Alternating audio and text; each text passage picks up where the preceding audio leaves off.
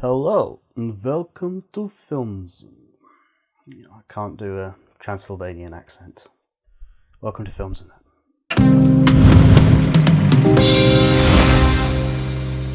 Few literary characters are reworked as often as Dracula.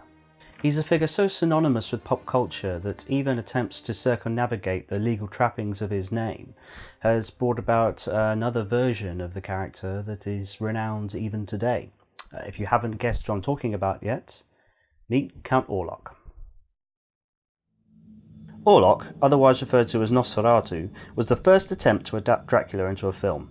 Played in the original film by Max Schreck, who had worked with the director Murnau previously, Orlok sent a shiver down the spines of cinema-goers everywhere.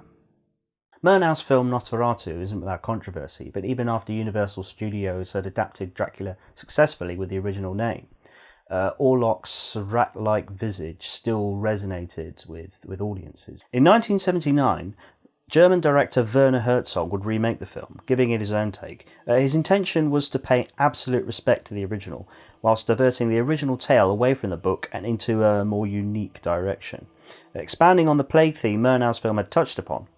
In this version, Orlok was played by the morally bereft German actor Klaus Kinski as a lonely, tragic figure. This remake wouldn't be the end of this interpretation of the Count. In the year 2000, writer Stephen A. Katz came up with his own version of the character.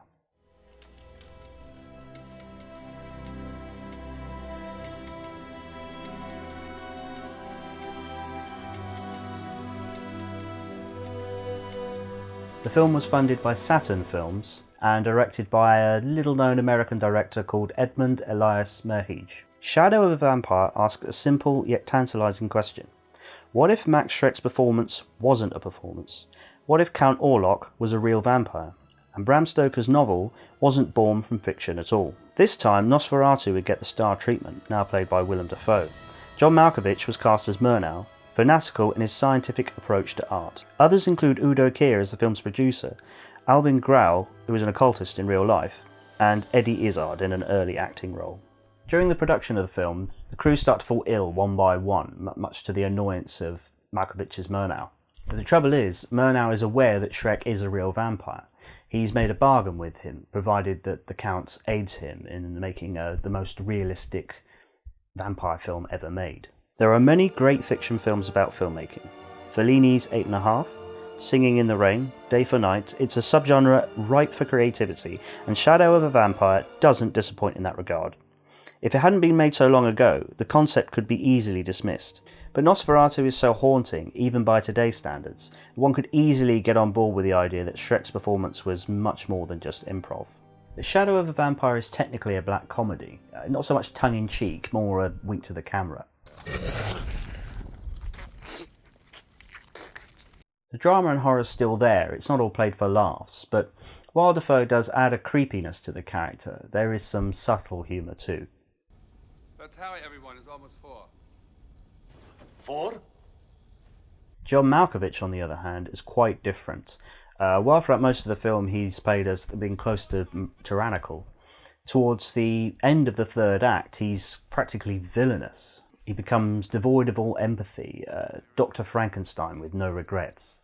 Another central character is the only female lead in the film, Greta Schroeder, played by Catherine McCormack in this role. Greta, in turn, plays the film Nosferatu's female lead, but whereas her character is the embodiment of virginal innocence, Greta is a diva who longs for the stage and only sticks around for the pay. Her part in the story, much like in Nosferatu, is central to Schreck's plan and Murnau's bargaining chip. Alongside references to Germany's expressionist cinema, Shadow of a Vampire also highlights the nation's height of glitz. Drugs are taken frequently, even the more sympathetic characters have their vices. As the film had been released just prior to 9/11, when the Western world appeared more stable than it had been for decades, it is a period drama in theme as well as setting. The debauchery in Germany during the 20s parallels Schreck's lust for blood and society distancing itself from traditional Christian values. These events act as a prelude for what was to come the following decade, a sense of foreboding as something sinister appears over the horizon. Shadow of a Vampire slipped into obscurity for some reason. Years before YouTube came along, the audiences of the time were more interested in what was current than what had come before. The Blair Witch Project had brought a new genre of horror films to the table. That was the flavour of the month. Shadow's name became a metaphor for the film itself.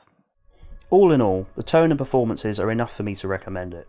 The black comedy tagline didn't help the film receive the recognition it deserved, but with no jump scares or teen slashings, distributors weren't overly keen on pushing the horror label too much. Don't put your expectations too high, or you may not enjoy the simple pleasure the film can offer. If you have a great love for any of the previous Nosferatu films, I'd certainly recommend it. Otherwise, perhaps watch the trailer and see how you feel. As for Count Orlok, well, his legacy can be seen throughout cinema history and beyond. The Nosferatu vampire has had reoccurring appearances in films, TV, comedy, mockumentary, tabletop games, video games. The list is endless. Sometimes, when writers and artists want to create a vampire that is a little less sexy and a little more monstrous, the first creature they take a look at for inspiration tends to be Count Orlok. Tell me how you would harm me. And even I don't know how I could harm myself. That's it for this time on Films and That. Please like and subscribe, and I hope to see you next time.